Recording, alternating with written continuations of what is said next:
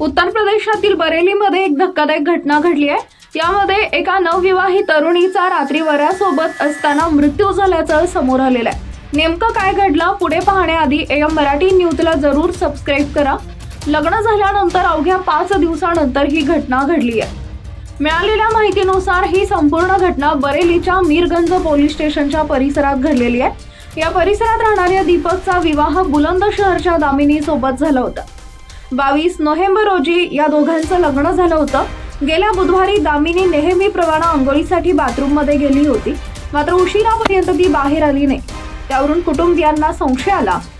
पती दीपकनं दामिनीला अनेकदा हाक मारली, पण दामिनीनं दीपकला प्रतिसाद दिला नाही। अखेर कुटुंबियांनी बाथरूमचा दरवाजा तोडला, तेव्हा आतील दृश्य पाहून ते थक्क झाले। गिझरचा स्फोट झाल्यानं दामिनी जखमी अवस्थेत पडून होती।